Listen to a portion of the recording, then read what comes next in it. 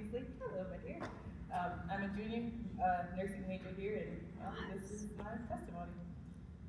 So, Joshua 4, verse 6 says, "Let this be a sign among you, so that when your children ask later, saying, 'What do these stones mean to you?'"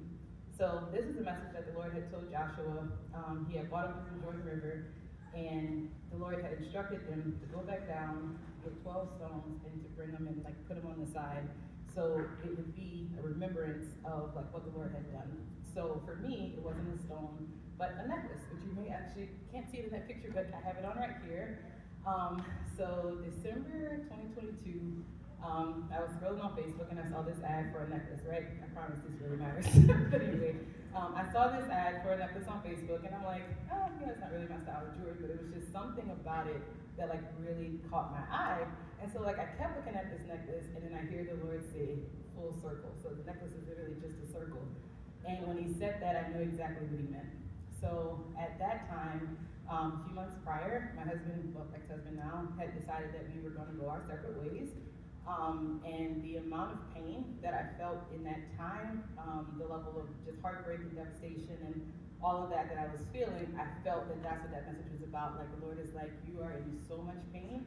I know there are days it's hard to get out of bed. I know there's days it's hard to breathe. I know the anxiety about, finances and the whole nine. My nearest family member was over 1,000 miles away.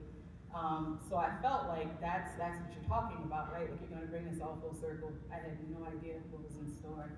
And so, like I said, that's December 2022, January 2023 hits, and I knew I was broke, right? I was in college, but there's something about going through FAFSA, you had to write down all your finances, and so when I saw just how much in the red I was, it shook me to a place of I don't know how I'm gonna survive. I don't know how I'm gonna make it. I don't know how, because you can't tell I'm no student. So I'm worrying about rent. I'm worrying about transportation. How I'm gonna get back and forth to school. I was living in New York City, which is one of the most expensive cities to live in, and I'm doing this alone, right? And I had prayed and asked God if I could go home. I'm from Louisiana. Rent's cheap, And he said, no, I want you to stay here in the city, stay in school full time, and work a part-time job. And I knew that was him saying I'm going to take care of it, but it was also a great leap of faith, and I was very, very afraid. In January is when, I won't say reality hit, because the reality is that God was sovereign, but the circumstance, right, the weight of it hit. And then I just kept telling myself, just keep showing up. Every day is hard, but keep showing up, keep breathing. Those are the two things I kept saying to myself, keep showing up, keep breathing. So as my grades are tanking and, I'm not doing well in my job, all of these things are just going really, really bad. I get to the end of the semester, and it's finally senior year, and one of my friends, she bought me a hat, it was so cute, and it was yay, you're a senior, you finally make it. And then about a month or so later, we found out that the school was shutting down after being open for 141 years. They had ran into some financial stuff, and it's over, it's done. I worked at that school, I was a student at that school, and so now I'm laid off, still in this extremely expensive apartment, and I don't know what's gonna happen with my education. So I go into this place where to me, it felt like a bomb went off. You watch the movies, and after a bomb drops, it's there's this ringing in the ears, you're very disoriented, you don't really know where you are, what's going on. That's what it felt like.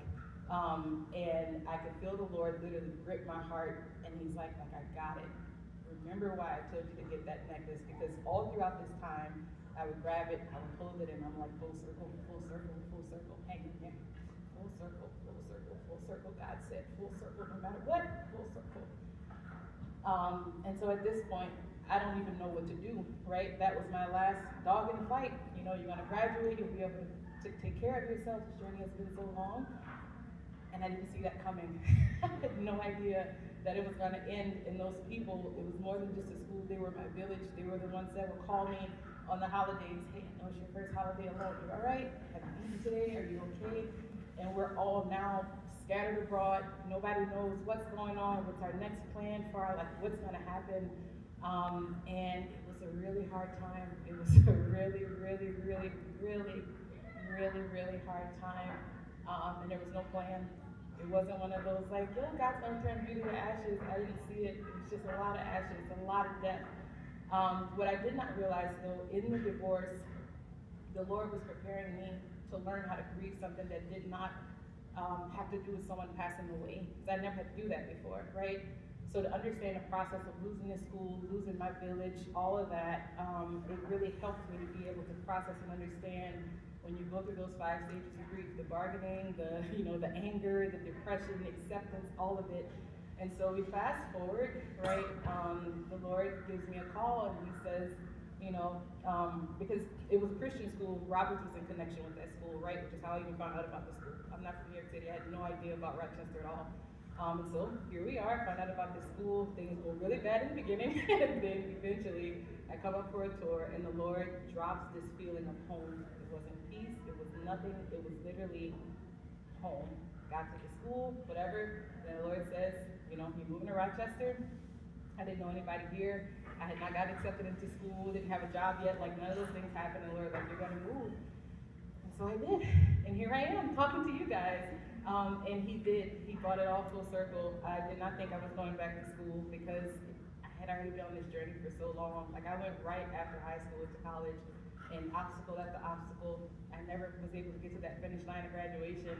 And so the Lord answered the prayer, he breathed again, he allowed me to come back to school. And one moment that I can share about the full circleness of like what he promised.